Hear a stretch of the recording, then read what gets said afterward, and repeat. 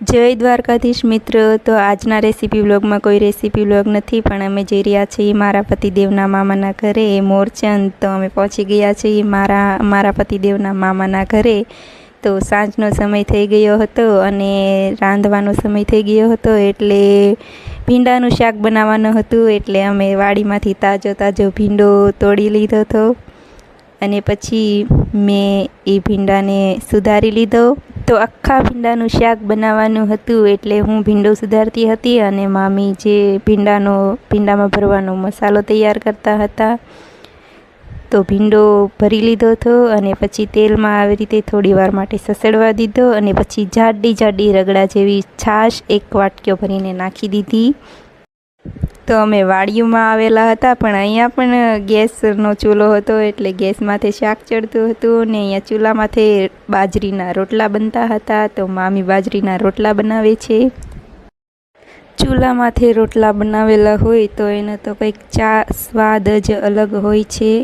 અમે તો રોજ ગેસ ઉપર બનાવીએ છીએ, આજે અહીંયા ચૂલામાંથી બનાવતા હતા। તો અમને આજે બહુ બધું દેશી લાગતું હતું, બહુ મજા આવતી હતી।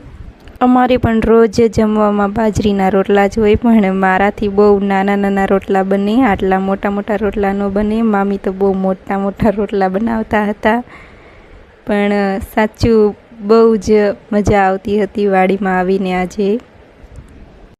તો આખા ભીંડાનું રસ્સાવાળું શાક હતું અને બાજરીના રોટલા જમવાની બહુ જ મજા આવી ગઈ હતી।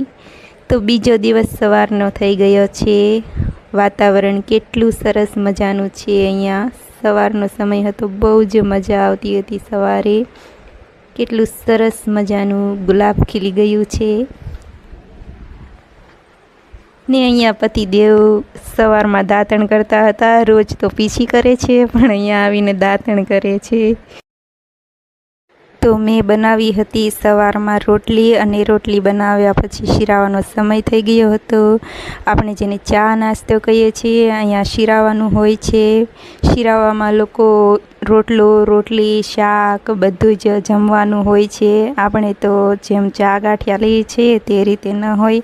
તો રોટલી શીરાવી અને પછી અમે વાડીમાં ગયા હતા બકાલું ઉતારવા, પણ મેં તેનો વિડીયો નથી લીધો।